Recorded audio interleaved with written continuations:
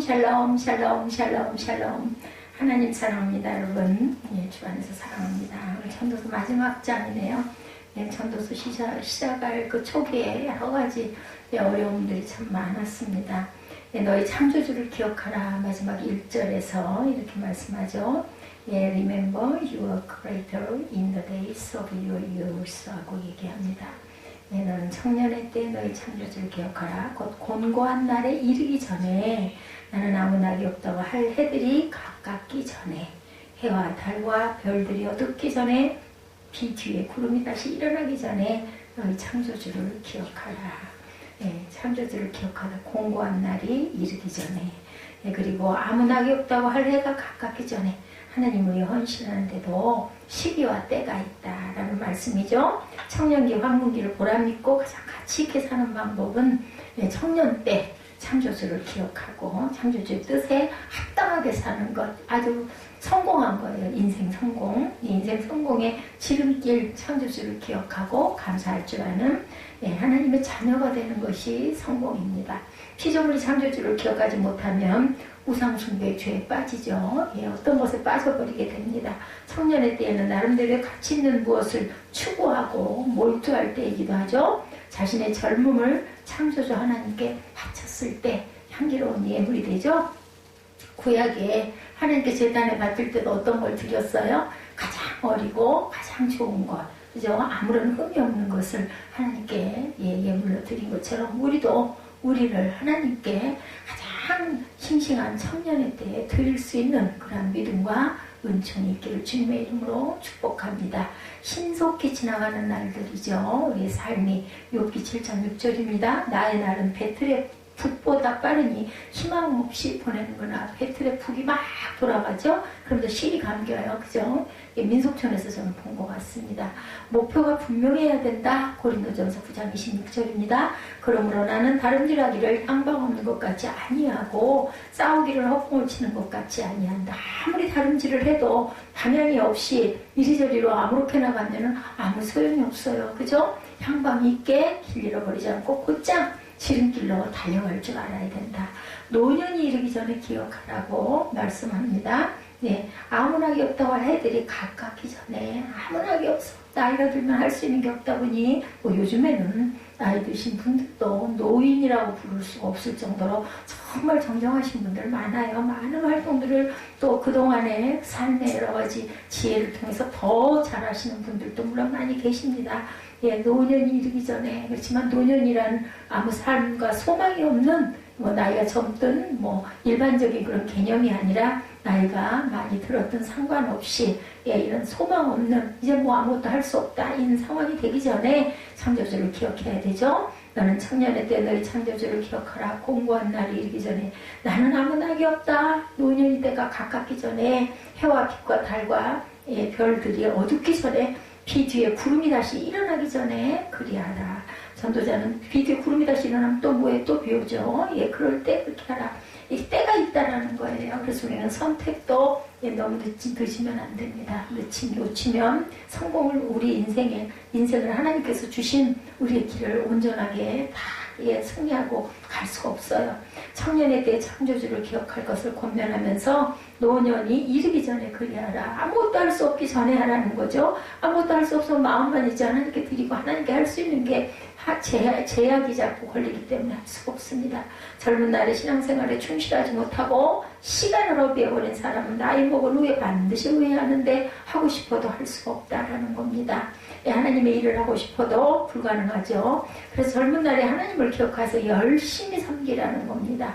인생의 죽음은 누구도 거부할 수 없는 운명이에요. 근데 정말 기가 막힌 것은 언제일지 알 수가 없어서 우리가 매일매일 준비하면서 살아가야 합니다. 이것을 깨달은 이후에, 그죠?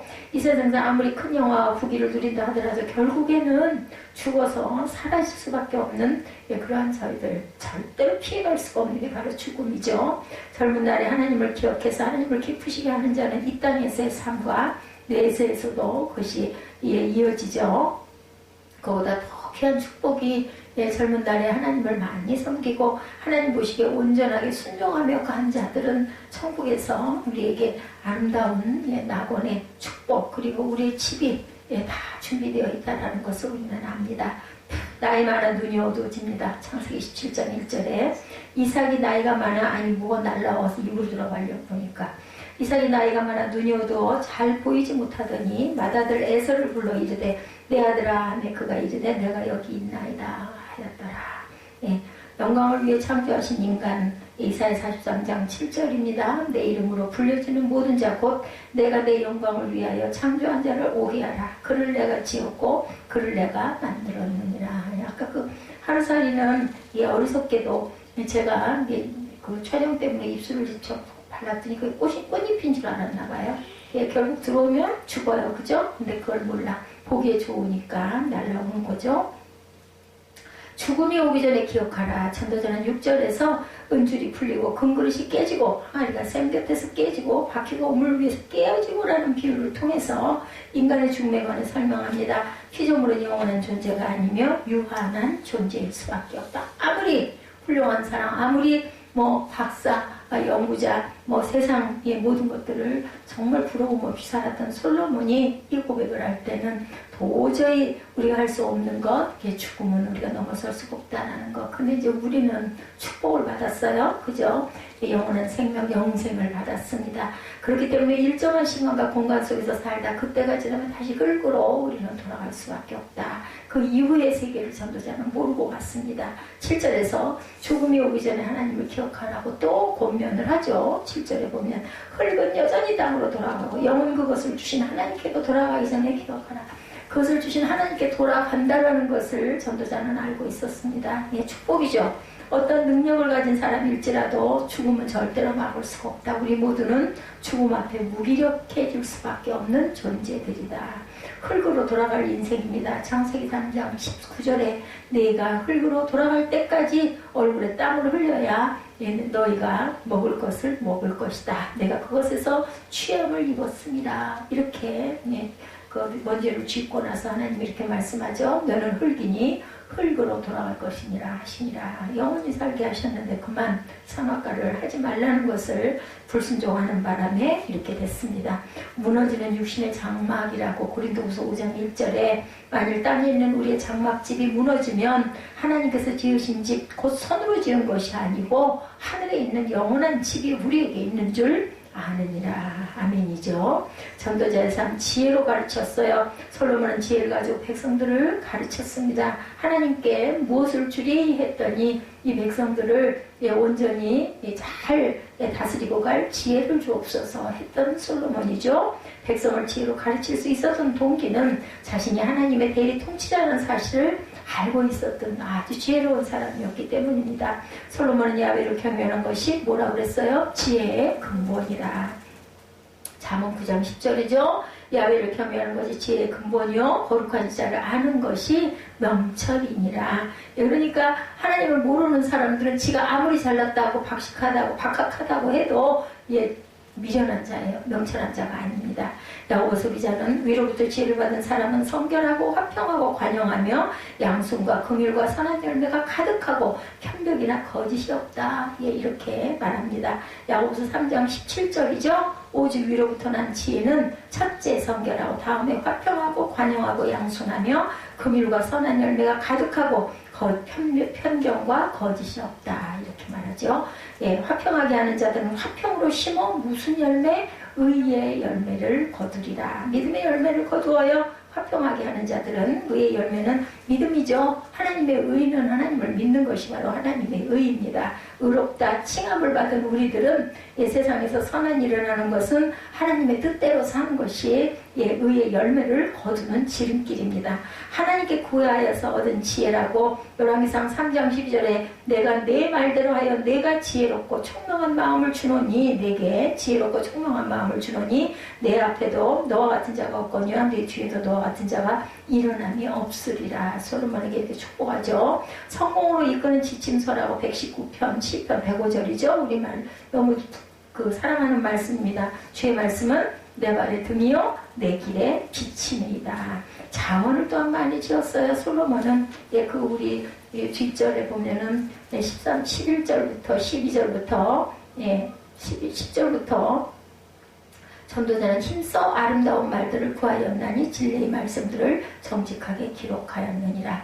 지혜자들의 말씀들은 찌르는 책집 같고 회중의 스승들의 말씀들은 잘 박힌 목 같으니 다 한 목자가 주신 바이니라. 이것들로 경계를 받으라. 많은 책들을 짓는 것은 끝이 없고 많은 공부를 하는 것이 몸을 피곤하게 한다.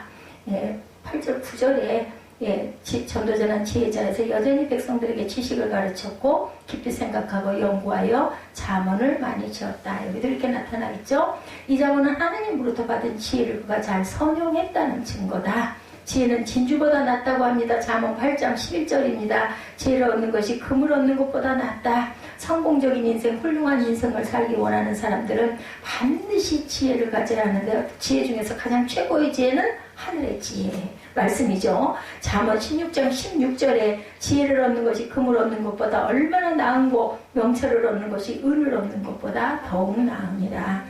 훌륭한 사상, 훌륭한 신앙이 마찬가지듯이 훌륭한 지혜도 그 행함을 통하여서 입증이 된다는 거. 우리 마지막은 뭐예요? 행함이에요. 행함. 우리가 아무리 잘 알아도 실천하지 않으면 아무 소용이 없죠. 구슬이 서말이어도 꿰어야 보배다. 꿰는 것 자체가 꿰어야 목에 걸잖아요. 행할 수 있는 거. 그런 것처럼 우리는 행할 줄 알아야 된다. 잠언 3천을 말했다고 하죠. 열왕기상 4장 32절에 그가 잠언 3,000가지를 말하였고 그의 노래는 1,005편이었다라고 증거합니다. 야훼의 입의 말씀입니다. 이사야 34장 16절에 너는 야훼의 책에서 찾아 읽어보라. 이것들 가운데 빠진 것이 하나도 없고 제짝이 없는 것이 없으리니 이는 야훼의 입이 이를 명령하셨고 그의 영이 이것들을 모으셨다. 하나님의 영으로 기록된 것이 바로 성경이라고 이사야 기자가 증거합니다. 진리의 말씀이죠. 솔로몬은 자신의 말이 아름다워지기를 원합니다. 그가 가르친 것은 모두가 진리의 말씀이라고 증거합니다. 그 진리의 말씀이란 하나님의 완전한 영감으로 인해 전해진 말씀을 일컫습니다. 하나님께서 우리 인간들이 말하며 살도록 창조하셨고 우리는 이웃과 말로 대화하며 살아가고 있습니다. 성도는 입술에 파수꾼을 세워 입술을 잘 관리해야 합니다. 솔로몬처럼 아름다운 말을 해야 되겠다. 솔로몬은 하나님께서 약속하신 인생의 진리를 잠언으로 남긴 후에 이 진리는 반드시 이루어진다고 확증합니다. 시편 1편 2절이죠. 주야로 묵상해야 한다. 오직 야훼의 율법을 즐거워하여 그의 율법을 주야로 묵상하는도다. 지키는 자의 상이 크다고 시편 19편 11절입니다. 또 주의 종이 이것으로 경고를 받고 이것을 지킴으로 상이 크니이다. 그래서 우리는 하나님을 생명 바쳐 경외해야 한다. 일의 결국을 다 들었으니 하나님을 경외하고 그의 명령들을 지킬지어다. 이것이 모든 사람의 본분이니라. 오늘 13절 마지막 절 앞에 이렇게 고백하고 있습니다. 사람의 본분입니다. 하나님은 마지막으로는 모든 행위와 모든 은밀한 일을 선악간에 심판하신다. 꼭 마지막에는 심판이 있다는 것이 성경 곳곳에 증거합니다. 전도자는 11절에서 지혜자의 말씀을 찌르는 채찍 같고 회중의 스승의 말씀은 잘 박힌 목 같다. 이렇게 증거하죠. 지혜자의 지혜로운 말씀을 받기에 거북스러울 수도 있습니다. 또 그 말씀의 진리를 행할 때 고난이 따릅니다. 그러나 그 고통은 일시적이라는 사실을 우리는 꼭 알아야 되겠다. 훈계와 채찍은 사람들로 하여금 고통을 맛보게 해서 사람을 올바른 길로 인도한다는 고통받을 때 싫죠. 얼른 벗어나고 싶죠. 근데 그 통과해야 은이 간단하게 정년이 되고 재생이 돼야 아름다운 반지로 탄생을 하죠. 잘 박힌 못에 물건을 걸어두는 것처럼 지혜로운 말씀에 자신의 삶을 의탁해야 된다. 못이 잘 안 박히면 빠져버리기 때문에 쓸 수가 없죠. 그렇기 때문에 박을 때 두들기는 그러한 그 아픈 고통을 감수하고 견딜 줄 알아야 된다. 마음을 찌르는 말씀이라고 합니다. 사도행전 2장 37절에 그들이 이 말을 듣고 마음에 찔려 베드로와 다른 사도들에게 물어 이르되 형제들아 우리가 어찌할꼬 합니다. 도망간 줄 알았는데 안 도망가. 그러면 우리는 어떻게 해야 되겠소? 하고 물어보죠. 거룩한 젖에 박힌 못입니다. 에스라 9장 8절에 내가 내 집을 둘러 진을 쳐서 적군을 막아 거기 왕래하지 못하게 할 것이라. 포악한 자가 다시는 그 지경으로 지나가지 못하리니 이는 내가 눈으로 친히 보았다 라고 증거합니다. 경계를 받으라고 합니다. 솔로몬은 지혜자의 말씀을 통해서 경계를 받으라 권고하죠. 여기서 지혜자의 말씀은 인간적인 것이 아니라 하나님의 계시에 근거한 신령한 지혜를 뜻합니다. 합니다. 경계를 받는다는 것은 좌로나 우로나 치우치지 않고 바르게 걷는다는 뜻을 내포하고 있습니다. 하나님을 기쁘시게 하고자 하는 사람은 부지런히 살펴 그 분의 뜻이 무언지를 이해하도록 항상 우리가 영적으로 민감하게 깨어 있어야 되겠죠? 하나님의 뜻을 알아야 그분의 칭찬을 들을 수가 있어요. 학교에서도 그렇잖아요. 선생님 말씀하신 걸 잘 알고 그것을 잘 푸는 학생 하나님이 선생님이 아이고 잘했구나 하고 칭찬하죠. 머리 쓰다듬어주고 참 잘했어요. 도장을 꾹 눌러줍니다. 초등학교 때도 보면 경계의 목적 디모데전서 1장 5절 이 교훈의 목적은 청결한 마음과 선한 양심과 거짓이 없는 믿음에서 나오는 사람이거늘 경계를 지키며 존영을 받는다. 잠언 13장 18절에 훈계를 저버리는 자에게는 궁핍과 수욕이 이르거니와 경계를 받는 자는 존영을 존귀와 영광을 받는다라고 심지어는 이렇게 칭찬하십니다. 인간의 본분은 세상 사람들은 각자의 생각대로 여러 가지 종류의 삶을 추구합니다. 그러나 솔로몬은 이러한 모든 추구가 헛된 것임을 명시합니다. 죽음의 불가피성과 보편성을 언급함으로 인생의 허무와 무가치함을 예리하게 지적하죠. 그래서 결론 부분에 하나님을 경외하고 그분의 명령을 지키는 것이 인간의 본분이다. 참 지혜가 있다면 하나님을 경외하고 그의 말씀대로 순종하게 되죠. 외경심을 가진 자가 복되다고 시편 112편 1절에 할렐루야 야훼를 경외하며 그의 계명을 크게 즐거워하는 자는 복이 있도다. 주의 뜻대로 행해야 된다고 마태복음 7장 21절에 나더러 주여 주여 하는 자마다 다 천국에 들어갈 것이 아니요 하늘에 계신 내 아버지 뜻대로 행하는 자야 들어가리라. 여기도 행함을 강조합니다. 청년은 때의 창조주이신 하나님을 기억하라는 것과 인간의 본분이 하나님을 경외하는 것이라는 전도자의 말에 우리는 귀를 기울여야겠습니다. 이러한 자들이 훈계를 업신여겨서는 절대로 안 되겠죠? 앞서간 믿음의 위인들이 그들의 체험을 통해서 교훈한 것을 진리 안에서 의미 있게 생각해보고 보다 하나님께로 가까이 나아가는 지혜로운 저와 여러분들이 되시기를 우리 그 전도서를 통해서 하나님께 온전히 나아가는 성도들만이 행하는 자들만이 하나님께서 무엇을 해주신다? 천국에 들어갈 수 있다라고 요즘 아까 마태복음 7장 21절에 말씀하죠. 나더러 주여 주여 하는 자마다 다 천국에 들어갈 것이 아니요 하늘에 계신 내 아버지 뜻대로 행하는 자라야 들어가리라. 우리에게 그렇지만 희망은 남아있어요. 젊은이에 대한 충고가 계속되는 부분이 11편 9절에서 12편 7절의 전도서 내용에 들어있습니다. 헛되고 헛되도다까지의 전도자의 노래 1장 2절부터 12장 8절까지가 마무리되면서 역시 청년의 때에 하나님께로 돌아가기 전까지 헛되도다의 노래는 지루할 정도로 계속 반복이 됩니다. 그래서 11편 9절부터 12편 7절까지 그래서 젊은이에 대한 충고가 계속이 됐다. 7절까지 이렇게 나오죠. 그래서 흙은 여전히 땅으로 돌아가고 영은 그것을 주신 하나님께로 돌아가기 전에 너희 청년들아 기억하라. 누구를? 창조주를. 육체가 원래 있던 흙으로 돌아가고 숨이 것을 주신 하나님께로 돌아가기 전에 내 창조주를 기억하라. 지금은 창조주를 기억할 때다. 1절에 이렇게 말합니다. 너는 청년의 때 너희 창조주를 기억하라. 곧 공고한 날이 이르기 전에 나는 아무 낙이 없다고 할 해들이 가깝기 전에 해와 빛과 달과 별들이 어둡기 전에 비 뒤에 구름이 다시 일어나기 전에 너희들은 창조주를 기억하라. 아무 낙이 없다고 할 공고한자들이 점차 임박하고 있다. 3절부터 계속 그렇게 말씀하고 있죠. 그런 날에는 어때요? 집을 지키는 자들이 떨 것이며로 시작이 됩니다. 힘 있는 자들이 구부러질 것이며 맷돌질하는 자들이 적음으로 그칠 것이며 창들도 내다보는 자가 어두워질 것이며 그날에는 수족이 떨리고 늙었어요. 그죠? 등이 굽고 치아가 빠지고 시력이 약해질 것이다. 바깥 출입도 줄어들고 신경이 예민해져서 새벽에 일찍 깰 것이고 음성이 약해질 것이다. 목소리도 기운이 없으면 온전한 소리가 안 나요. 그죠? 길거리 문들이 닫혀질 것이고 맷돌 소리도 적어져. 맷돌을 많이 돌려야 잘 만들어 잘 먹을 건데 힘이 없으니까 맷돌도 못 돌려. 새 소리로 말미암아 일어날 것이며 음악하는 여자들은 쇠하여질 것이며 음악도 제대로 못해요. 힘이 없고 기력이 없기 때문에 조금만 걸어도 숨이 차고 바깥 거동이 겁나고 머리는 백발이 되고 조그마한 것도 침이 되고 정욕도 사라지고 마침내 영원한 집으로 돌아가고 길거리에서는 조곡이 들릴 것이다. 5절에 그죠? 그런 자들은 높은 곳을 두려워하고 길에서는 놀랄 것이며 살구나무가 꽃이 필 것이며 메뚜기도 지느러고 살구나무는 꽃이 피는 거냐 머리가 하얘진다는 거예요.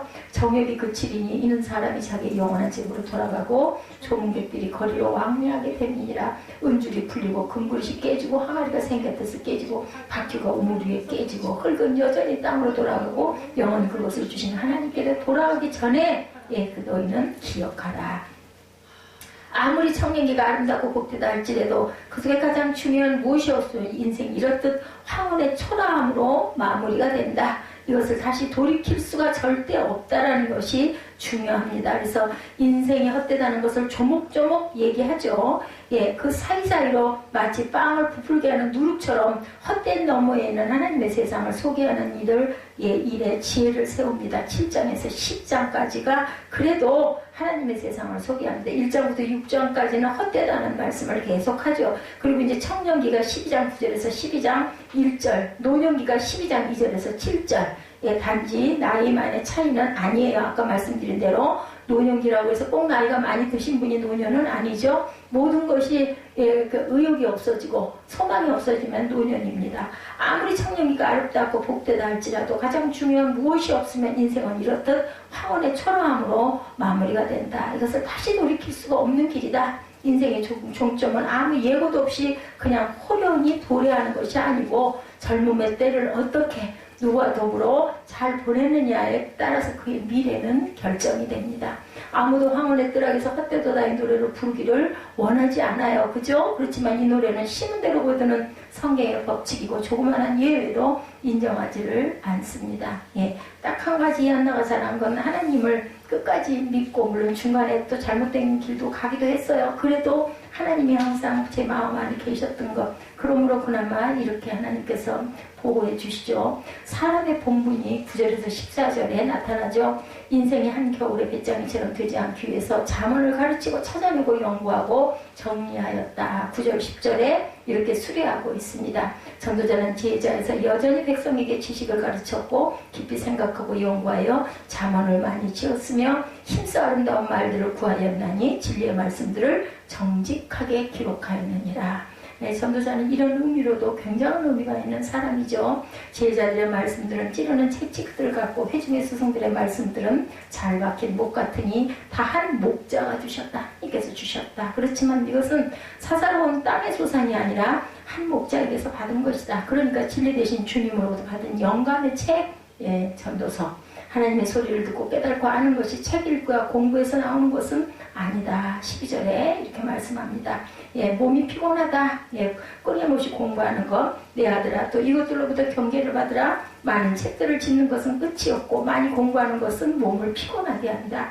영역의 세월을 살아온 솔로몬이에요. 그렇죠? 결국 인생의 많은 페이지가 헛된 이야기들로 채워질 수밖에 없는 이유는 그 속에 하나님이 없기 때문이다. 하나님이 있으면 말씀을 들어도 찬양을 불러도 또한 이 성경을 열심히 읽어도 너무 기쁘죠. 그건 피곤한 것을 몰라요. 사람의 본분을 다하는 인생으로서의 기본을 잃어버리고 살았기 때문이고 그것을 알면 후회가 있고 솔로몬은 다른 면으로는 이제라도 하나님의 소리를 듣고 따라할 수 있는 지혜를 받았음을 겸손하게 인정합니다. 솔로몬의 인생의 행복은 헛됨을 추구하는 것에서는 절대로 발견이 될 수가 없다. 오직 하나님을 경외하고 그분의 명령을 지키고 사는 것밖에 인생에 희망이 없는 것이나 마찬가지다. 지금 젊음을 만끽하고 있을지라도 할 수만 있다면 그것을 노년기가 아닌 청년기에 깨닫게 되기를 간곡하게 부탁하죠. 아직 부를 수 있는 희망의 노래는 남아있다는 거죠. 모든 것은 다 어때요? 때가 있다. 인생의 헛됨을 따라 썩어 없어질 찰나적인 것을 위해서 휘청거려서는 절대로 안 된다. 하나님께 인생에 초점을 맞추지 않으면 인생은 스스로의 힘이나 노력에 의해 사람의 본분을 깨닫거나 발견하지를 절대로 못한다. 헛됨이라는 하나님 밖에서 참이라는 하나님의 자리를 누가 얻을 수가 있겠느냐. 전도자가 가로되 헛되고 헛되도다 모든 것이 헛되다고 8절에 강조합니다. 하나님 모든 행위와 모든 은밀한 일을 선악간에 심판하신다고 마지막 절에서 분명하게 말씀하시죠. 헛되도다 인생의 종점은 하나님의 심판이다.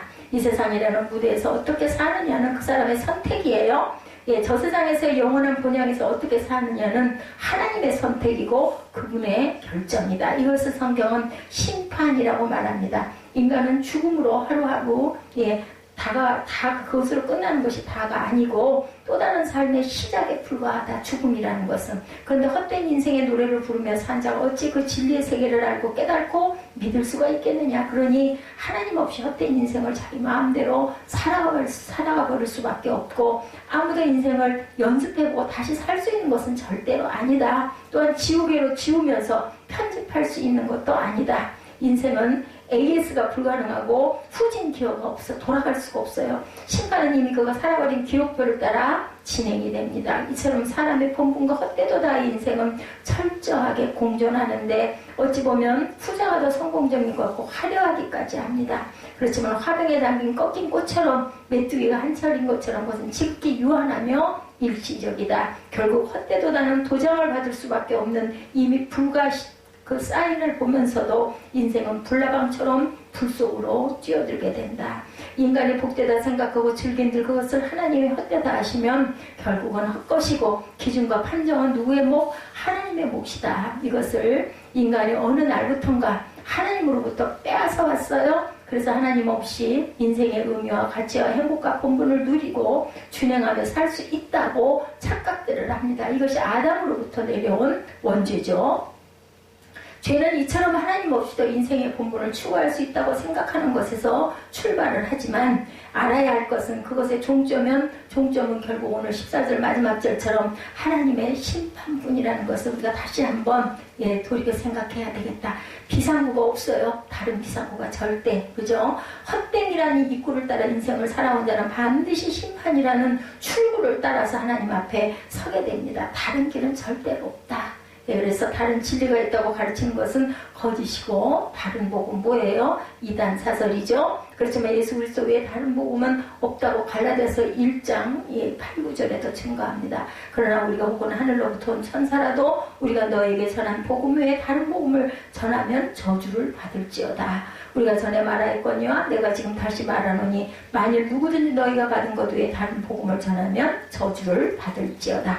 인생의 본분은 오직 예수 그리스도로부터 발견되어져야 합니다. 그런 의미에서 내가 할 수 있는 일이란 진리 되신 주님과 그 말씀 성경을 통해서 헛됨과 사람의 본분을 알고 깨닫고 구분하고 분별하고 진리의 주님을 따라 사람의 본분을 준행하는 자로 하나님 앞에 서야 될 것이다.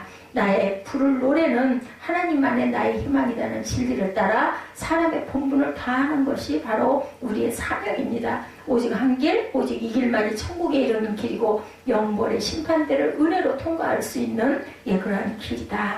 우리의 부른 노래 하나님만이 나의 소망이다. 십자가를 따라 오늘도 이 길을 우리는 묵묵히 달려가야 되겠죠. 아직 땀이 흐를 수 있는 젊음이 있으니 행복으로 가는 길을 조금은 든든하게 하는 게 아닐까. 이 땀이 주님처럼 핏방울이 되게 하는 것, 나에게는 그것이 아직 남아있어요. 감사해야 됩니다. 누가복음 22장 44절이죠. 예수께서 힘쓰고 애써 더욱 간절히 기도하시니 땀이 떨어지니 핏방울 같이 되더라. 이게 의학적으로 증거가 됐다고 하죠. 너무 절실하게 기도하다 보면 모세혈관이 터진다고 합니다. 기도 후에 일어나 제자들에게 가서 슬픔으로 인하여 잠든 것을 보시고 이르시되 어찌하여 자느냐 시험에 들지 않게 일어나 기도하라 하시니라. 논어에 나오는 이야기에 제나라 경공이 공자에게 정치에 대해서 물었더니 대답하기를 군군 신신 부부 자자의 한문으로 이렇게 답을 했다고 합니다. 임금은 임금으로, 신하는 신하로, 신신, 후부, 아비는 아비로, 아비부자예요. 자자, 자식은 자식으로 각각 그 근본을 다하는 것이다. 임금은 임금으로서, 신하는 신하로서, 아비는 아비로서, 자식은 자식으로서 그 근본을 다하는 것이다. 모든 사람에게 각기 분수를 알고 지킬 때 나라가 바로 서고 원만한 대인관계가 이루어진다는 뜻이죠. 임금님은 임금님이 할 일을, 신하는 신하가 할 바를, 아버지는 아버지가 할 일을, 자식은 자식으로서의 할 본분을 지켜야 되겠다. 분수를 아는 것은 인간관계뿐만 아니라 하나님과의 관계에도 아주 중요합니다. 자신이 하나님에 지음받은 존재인 것을 알 때 피조물로서 분수를 지킬 수가 있겠죠. 지혜자 솔로몬은 이르기를 너는 청년의 때 곧 공고한 날이 이르기 전에 나는 아무 낙이 없다고 할 해가 가깝기 전에 너희 창조주를 기억하라. 해와 빛과 달과 별들이 어둡기 전에 비디의 구름이 다시 일어나기 전에 그리하라. 이렇게 말합니다. 너희 창조주를 기억하라는 권면을 청년에게 한 것은 나이 든 사람들에게는 그럴 필요가 없다는 의미가 아니죠. 인생의 출발선에 서 있는 청년 때부터 창조주를 기억하는 것이 그만큼 중요함을 일깨웁니다. 만약에 청년의 때에 창조주 하나님을 알지 못하면 그 사람은 자기 생각과 욕망을 따라 살아갈 수밖에 없고, 그죠? 기차가 결국은 과속을 하다가 레일에서 벗어나면 어떻게 돼요? 그냥 파괴되고 그 자기의 길을 끝까지 가지 못하죠. 하나님과 상관없이 지낸 날들은 아까운 세월을 허비하는 것, 전복한 그런 열차가 돼버린다는 것. 세상에서 많은 사람들이 칭송을 받을 만큼 큰 업적을 이루었더라도 하나님의 인정을 받지 못한다면 그 사람의 인생은 무가치하다. 성공을 말하자면 동서고금을 통해서 솔로몬보다 더한 사람임을 찾아볼 수가 없어요. 그는 우리가 감히 상상도 하지 못할 만큼 모든 것을 그 시대에 가졌던 사람, 이스라엘의 왕이었을 뿐만 아니라 전무후무한 지혜와 다방면의 재능과 막대한 경제력을 갖고 있었죠. 또한 그의 의욕이 넘치는 사람으로서 모든 유려한 축구 조건을 활용해서 그가 원하는 것, 즐거워하는 것은 무엇이든지 다 해봤어요. 세상의 기준에 비춰보면 그는 가장 성공적으로 산 사람이라는 인정을 받을 만한 마땅한 사람이었는데 그가 모든 것을 누려본 후에 한 말은 헛되고 헛되니 모든 것이 헛되도다 였었죠. 전도서 2장 11절에 다 뭐래요? 바람을 잡는 것이며 해 아래야 무익한 것이다 라고 고백합니다. 그 문제는 하나님과의 관계가 잘못되었음을 고백하죠. 젊어서는 하나님을 정말 경외했어요. 후에는 이방 여인들의 꿰매 빠져서 그만 우상 숭배자가 돼버립니다. 이처럼 만남이 굉장히 중요하다는 것, 어떤 사람을 어떻게 만나느냐가 중요하죠. 창조주 하나님께 대해서 자기 분수를 지키지 못했으므로 헛된 인생을 살 수밖에 없었다. 출발은 정말 좋았는데 이렇게 볼 때는 청년의 때 곧 공고한 날이 이르기 전에, 이거는 아마 전도자 솔로몬의 고백일 것 같아요. 아무 낙이 없다고 할 해가 가깝기 전에 너는 창조주를 기억하라고 한 솔로몬의 권면은 그의 인생 경험에서 우러나오는 천금보다 더 귀한 가르침이 아닐 수가 없다. 첫 번째 우리는 창조주 하나님을 올바로 알아야 되겠다. 전도서 5장 2절에 하나님은 하늘에 계시고 너는 땅에 있음이라고 말씀합니다. 이 말씀처럼 하나님과 사람의 신분은 천양지차가 있다. 먼저 알아야 할 것은 하나님께서는 창조주시고 사람은 피조물이라는 것을 우리가 인정하고 받아들여야 된다. 요즘처럼 나도 하나님같이 될 수 있다. 내가 하나님이다. 이런 탈선하는 그러한 생각을 해서는 안 되죠. 창세기 1장에 보면 하나님께서 말씀으로 천지 만물을 창조하셨다고 말씀합니다. 1절이죠. 태초에 하나님이 천지를 창조하시니라. 땅이 혼돈하고 공허하며 흑암이 깊음 위에 있고 하나님의 신은 수면에 운행하셨다고 그래요. 만드시는 거죠. 하나님이 가라사대 3절이죠. 빛이 있으라 하심에 빛이 있었습니다. 그 빛이 하나님 보시기에 좋았더라. 하나님의 빛과 어둠을 나누사 빛을 낮이라 칭하고 어둠을 밤이라 칭하시니 저녁이 되며 아침이 되니 이는 첫째 날이라. 성경은 하나님께서 식물과 새들과 짐승들을 각기 종류대로 창조하셨다고 칭언하므로 진화론은 절대로 아니다. 틀렸음을 지적합니다. 여기서 벌써 1장 1절에서 5절에 마무리가 되죠. 진화론은 모든 생명체가 우연히 생겨난 단세포 아메바가 진화해서 세월이 흐르면서 만들어진 것이다 라고 주장하지만 마치 시계나 자동차를 보고 수십억 년의 세월이 지나는 동안 저절로 흙 속의 원소들이 결합하여 부품들이 만들어졌고 또한 부품들이 우연히 조립되어 시계와 자동차가 생겨났다고 말하는 것과 조금도 다를 바가 없다. 성경 창세기 1장은 진화론의 주장이 허구인 것을 명백하게 밝히고 11절부터 보면 하나님이 가라사대 땅은 풀과 씨 맺는 채소와 각기 종류대로 씨 가진 열매 맺는 과목을 내라 하심에 그대로 되어 땅의 풀과 각기 종류대로 씨 맺는 채소와 각기 종류대로 씨 가진 열매 맺는 나무를 내니 하나님이 보시기에 좋았더라. 저녁이 되고 아침이 되니 셋째 날이라. 하나님이 가라사대 물들은 생물로 번성케 하라. 땅의 하늘의 궁창에서 새가 나르라 하시고 하나님이 큰 물고기와 물에서 번성하여 움직이는 모든 생물을 그 종류대로 날개 있는 모든 새를 종류대로 창조하시니 하나님이 보시기에 좋았더라. 하나님이 그들에게 복을 주어 가라사대 생육하고 번성하여 여러 바다 물에 충만하라. 새들도 땅에 번성하라 하시니 저녁이 되며 아침이 되니는 5째 날이라.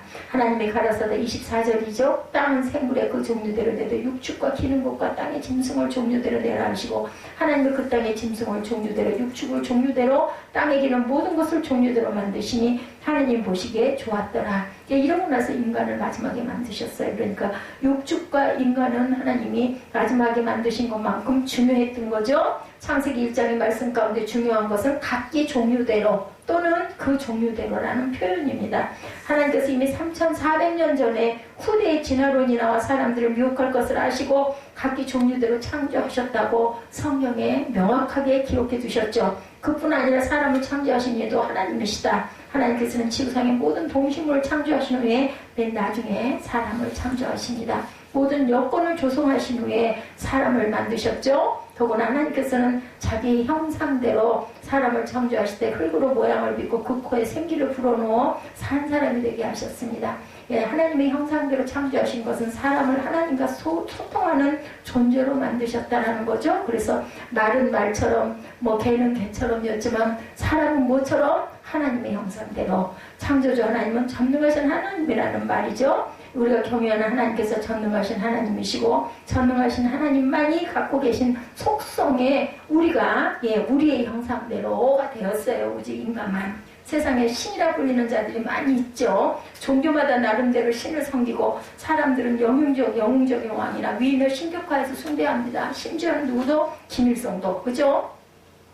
고대 이집트의 바로들은 스스로 태양신의 아들이라 하였고 로마 제국의 황제들도 스스로 신이 되어 자기를 위해 신전을 짓고 그 안에 자기의 상을 세우고 백성들에게 숭배를 강요했다고 그래요. 그 시대에는. 과거에 일본의 천황은 자기를 현인 신이라고 해서 숭배를 받았으나 패전하자 자기가 신이 아니라고 인간 선언을 했다고 합니다. 요즘 사람들은 신이라는 말을 아무데나 붙이기를 좋아하죠. 미모 여배우들을 일으키러 여신이라고 하고 홈런을 잘 치는 야구 선수를 야구의 신이라고 하고 솜씨가 좋은 요리사를 요리의 신이라고 공부를 잘하는 사람을 공부의 신이라고 이 드라마도 있더라고요. 공부의 신. 이처럼 사람들은 남보다 더 탁월한 사람을 보면 신자를 갖다 붙이기를 좋아하지만 이는 사람들이 신에 대한 무지함을 드러낸 것에 불과하다. 그래서 그런 걸 가릴 줄 알고 가려볼 줄도 또 알아야 되겠더라고요. 하나님 때문에 첫째 기준은 전능하심이죠. 성경에 계시하신 하나님께서는 천지 만물을 창조하신 전능하신 분이다.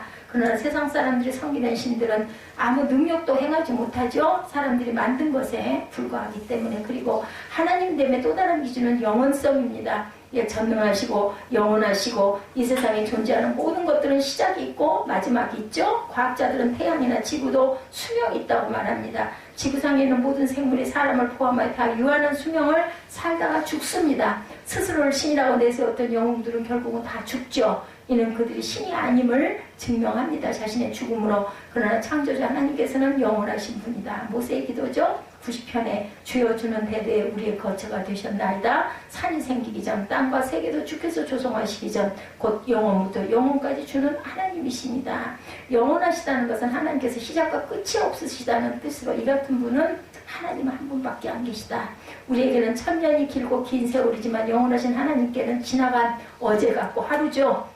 밤의 한순간일 뿐이라는 것. 사람은 100세까지 살면 대단히 장수한 거지만 하나님의 연대에 비하면 잠깐 깜빡잔 하루. 아침에도는 풀과 같다. 풀이 아침에 꽃 피었다가 저녁에는 뱀바되어 말라보듯이 우리 인생은 이렇게 잠깐에 불과하죠. 그리고 창조자 하나님께서는 스스로 계신 Who am I? 나는 스스로 있는 자다 말씀하시죠. 하나님께서는 모세에게 말씀합니다. 나는 은혜 베풀고 베풀 자에게 은혜를 베풀고 긍휼히 여길 자에게 긍휼을 베푼다. 출애굽기 33장 19절입니다. 하나님께서 수많은 사람 가운데 하필이면 아브라함을 선민의 조상으로 택하신 까닭은 무엇일까? 구약시대의 수많은 민족 가운데 이스라엘 민족이 하나님의 백성이 된 까닭은 또한 무엇일까? 그것은 아브라함과 이스라엘 민족에게 그만한 자격이나 공로가 있어서가 아니죠. 하나님께서 주권적으로 그들을 택하신 거예요. 저와 여러분을 택하신 것도 이는 우리가 구원받은 것도 마찬가지라는 것. 우리 마음을 열어서 예수 그리스도를 믿을 수 있도록 하신 이는 성령 하나님이십니다. 이처럼 구원은 하나부터 10가지 하나님의 은혜로 값없이 받은 것. 그죠? 은혜입니다.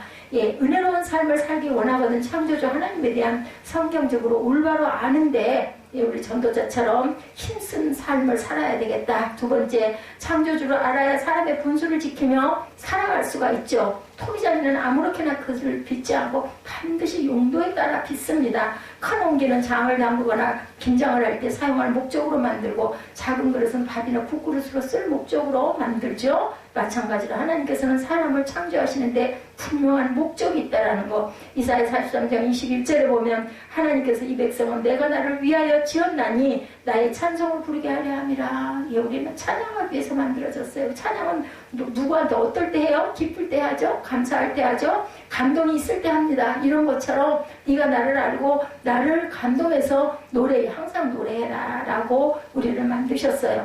웨스트민스터 대요리 문답에 그 첫 번째 물음은 사람이 제일 되는 목적이 무언가? 교리 문답에 이렇게 물어봅니다. 그 다음은 사람이 제일 되는 목적은 하나님을 영화롭게 하고 영원토록 그를 즐거워하는 것이다. 이렇게 답이 나와 있어요.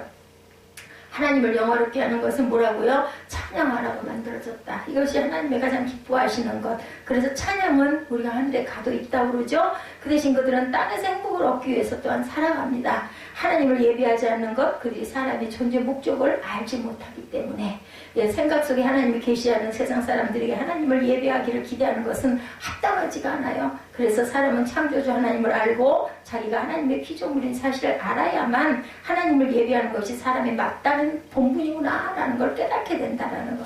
성도들은 겸손하고 기쁜 마음으로 예배 생활에 힘써야 되는데 이것을 깨닫지 못한 사람들은 정말 힘들겠죠. 예, 특히나 청소년들, 예, 교회 나오는 게 정말 대단한 거예요. 사람은 자기가 하나님의 피조물인 것을 알 때 겸손한 마음을 갖게 되죠. 하나님께서 가장 미워하시는 것은 그래서 교만입니다. 그 이유는 교만하면 하나님을 거역하게 되죠. 교만하니까 왜 이걸 해야 돼? 예, 이렇게 되죠. 인류의 조상 아담과 하와가 선악과를 따먹고 타락한 것은 뱀의 듣고서 하나님처럼 되려는 교만한 마음을 품었기 때문이에요. 반역을 하게 되죠. 아, 그게 내가 눈이 하나님처럼 될까봐 그거 못하게 하려고 이렇게 됐구나, 이렇게 생각을 하는 거죠. 사단이 강제적으로 하와의 손을 잡아서 선악과를 따먹게 한 것은 아니에요. 사단이 한 것은 하와에게 교만한 마음을 넣어주었을 뿐입니다. 하와의 마음이 교만해지자 하나님의 명을 어기고 선악과를 따먹고 맙니다. 죄를 짓는 원리는 지금도 마찬가지라는 것. 우리가 교만한 마음을 가질 때 죄를 짓죠. 그러므로 교만하게 되지 않기 위해서 항상 창조주 하나님을, 우리는 코람데오 하나님을 기억하고 살아야 되겠다. 야고보서 4장 6절이죠. 하나님이 교만한 자를 물리치시고 겸손한 자에게 은혜를 주신다. 그러니까 우리는 하나님의 영 안에 살아있어야 되겠다. 그리고 창조주 하나님을 기억하는 사람은 하나님의 계명과 법도를 따라 살기를 힘씁니다. 예, 솔로몬도 그렇게 고백했죠. 하나님께서 계명과 법도를 주신 것은 우리의 자유를 억압하고 통제하기 위함이 아니라 우리의 복을 위해서죠. 양들이 목자가 인도하는 대로 따라가고, 하나님께서 계명과 법도를 주신 것은 목자의 음성만 듣고 다른 사람의 음성은 듣지 말아야 하는 것은 목자의 안전을 위함이 아니라 양들의 안전을 위함이라는 것을 우리가 알아야 되겠다.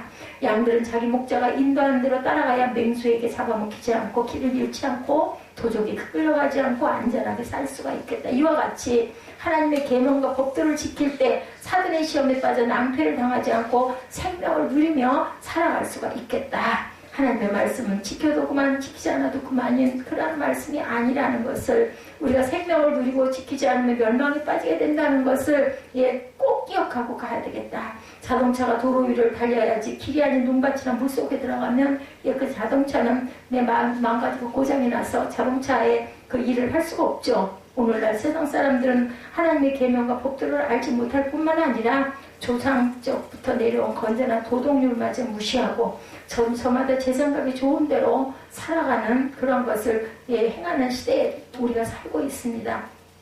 결혼이란 남자와 여자가 만나가 부부가 되는 건데 우리 요즘에 어때요? 그죠? 남자끼리 동성애자들 그것이 미국에서 통과됐다고 해서 한국에서까지 통과돼야 할 것은 아닙니다. 우리나라가 따라갈 이유가 없어요. 우리나라의 경우 아직 이 법이 통과되지 못한 것은 기독교가 반대하고 있기 때문인데, 동성애를 지지하는 사람들은 기독교가 시대에 뒤떨어진다고 얘기할지 모르지만 성경에 분명히 그건 죄악이라고 말씀했거든요. 우리 사회를 건전하게 지켜나가려면 비윤리적인 법의 제정을 막아야 되겠죠. 예, 그래서 그 대신 결혼에 대한 하나님의 계명을 또한 지켜야 됩니다. 창세기 1장에 보면 27절에 하나님이 자기 형상 곧 하나님의 형상대로 사람을 창조하시되 남자와 여자를 창조하시고 하나님이 그들에게 복을 주시며 그들에게 이르시되 생육하고 번성하여 땅에 충만하라. 땅을 정복하라. 바다의 고기와 공중의 새와 땅에 움직이는 모든 생물을 다스리라 하시니라. 창세기 2장에도 24절 이름으로 남자가 부모를 떠나 그 아내와 연합하여 둘이 한 몸을 이룰지로다 라고 말씀합니다. 이로써 하나님께서 정하신 결혼은 남자와 여자의 결합을 의미하는 것을 알 수가 있죠. 그래서 우리는 동성애를 가정할 일로 언급해야 되죠. 로마서 1장에도 사도 바울이 타락한 이방인들의 실상을 언급합니다. 26절에 이를 인하여 하나님께서 저희를 부끄러운 욕심에 내어버려 두셨으니 저희 여인들도 순리대로 쓸 것을 받고 영리로쓰며 이와 같이 남자들도 순리대로 여인 쓰기를 버리고 서로 향하여 음욕이 불붙듯하매 남자가 남자로 더불어 부끄러운 일을 행하여 저희의 그릇 때문에 상당한 보험을 그 자신에게 받았느니라. 사도는 동성애를 가리켜 부끄러운 욕심이라고 바울 사도는 지적합니다.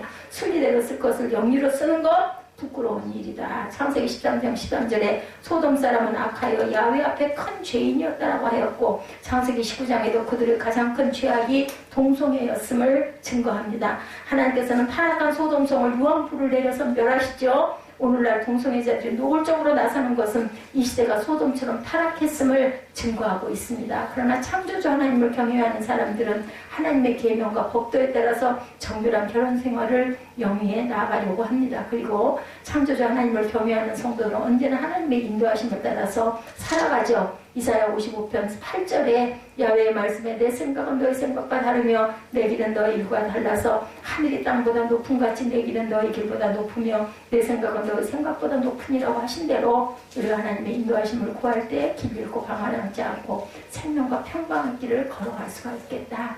세 번째, 공고한 날이 이르기 전에 창조주 하나님을 우리는 꼭 기억해야 합니다. 너는 청년일 때 곧 공고한 날이 이르기 전 나는 아무 낙이 없다고 하래가 가깝기 전에 너의 창조주를 기억하라고 하시죠. 청년의 때는 젊고 건강하고 아름답고 총명한 것이 특징입니다. 청년은 저렴한 옷을 입어도 아주 이쁘죠. 구태여 비싼 옷을 입을 이유가 없습니다. 젊음 자체가 아름다운 이유이기 때문에 과도하게 치장할 필요가 없습니다. 예, 정신도 청년 시기 가장 총명하죠. 오래 걸어도 피곤하지 않고 일을 많이 할지라도 금방 기력을 회복합니다. 한 가지 청년이 명심할 것은 젊은 날이 끝없이 계속되는 것이 아니라는 것. 공고한 날이 다가온다라는 것, 세월은 머물러 있지 않고 강물처럼 흘러간다는 것. 모세의기도 90편 9절에 보면 우리의 모든 날이 주의 분노 중에 지나가며 우리의 평생이 순식간에 다하였나이다. 우리의 연수가 70이요 강건하면 80이라도 그 연수의 자랑은 수고와 슬픔뿐이요 신속히 가니 우리가 날아갔나이다. 이렇게 모세가 기도합니다. 지금으로부터 3400년 전 사람이에요. 모세는 그때에도 세월이 날아가는 것 같았다. 주자의 고난문자 첫 구절에 소년으로 항난성 일촌 광음 불가경 이렇게 한문으로 표기가 되어 있습니다. 소년은 늙기 쉬우나 학문은 이루기 어려우니 짧은 시간도 허비하지 말고 학문에 힘쓰라라는 말이죠. 소년이로 항난성 일촌 광음 불가경 이렇게 표현합니다. 학문은 하나님은 소년의 때보다 열심히 해야지 나이가 들면 머리가 녹슬어서 하고 싶어도 성과가 나질 않죠. 이는 하나님을 경외하는데도 마찬가지 청년의 때부터 정신을 차리고 그리고 하나님께 우리가 온전히 집중해서 하나님의 말씀을 잘 받아야 되겠다. 나이가 들면 들어서 섬겨야지 안 되죠. 성경도 마찬가지더라고요. 읽어도 또 금방 잊어버리고 음식을 먹어도 맛이 없고 몸이 말을 듣지 않고 총명이 울려져서 들어도 곧 잊어버립니다. 조금만 일해도 피곤해지고 눈과 귀가 어두워지고 경제력도 점점 떨어지죠. 몸이 자주 아프고 약해집니다. 무엇을 하겠다는 의욕도 자꾸 쓰러집니다. 그나마 다행인 건 저는 아직은 그런 부분은 의욕이 없어지거나 이런 건 없습니다. 할 건 꼭 해야지. 조금만 일해도 쉬 피곤해지고 눈과 귀가 어두워집니다. 그러므로 하나님을 섬기는 것도 젊어서 열심히 해야 되겠다. 청년의 때 신실한 믿음을 가져야 나이가 들어서도 변함없이 믿음을 지켜나갈 수가 있겠죠. 젊음의 때 주의 일을 위해 힘써야 나이가 들면 봉사할 수도 하고 싶어도 할 수가 없어요. 그러므로 젊은 날을 육신의 즐거움으로 얻는다 허비하지 말고 하나님을 경외하고 주의 일을 하는데 우리가 힘쓰고 노년의 때에 차라리 하나님의 은혜를 받아가지고 우리가 편한 예, 어떤 안식의 삶을 살아야 되겠죠. 그것이 청년의 때 창조주를 기억하자는 그런 그 솔로몬의 고백입니다. 주어진 하루하루를 창조주 하나님을 기억하며 피조물의 분수를 지켜 살아가는 저와 여러분들, 솔로몬처럼 헛되고 헛된 인생을 보냈다고 후회하지 말고 바울처럼 내가 달려갈 길을 마치고 믿음을 지켰으니 이제 후로는 나를 위하여 의의 면류관이 예비되었으므로 죽어도 들어오신 재판장이 그날에 내게 주실 것이라고 승리의 결과를 부르는 저와 여러분들이 되시기를 주님의 이름으로 축복합니다. 그래서 제가 따스한 성령님 마음으로 보내 내 몸을 감싸며 주어주는 평안함, 만족함을 느끼네. 사랑과 진리의 한 줄기 핏본에 내 몸을 감싸며 주어주는 평안함, 그 사랑을 느끼네. 부르신 곳에서 나는 예배하네. 어떤 상황에도 나는 예배하네. 내가 걸어갈 길이 되고 살아갈 때 삶이 되는 그곳에서 내가 예배하네. 부르신 곳에서 어떤 상황에도 나는 예배하네. 이 찬양이 굉장히 의미가 있어서 제가 이 말씀을 정리한 날부터 지금 거의 한 사흘 동안 계속 이 찬양을 제가 들어놨습니다. 우리 아까 다 못한 찬양들을 주님께 드리면서 기도하시고 축도의 예배를 마치도록 하죠.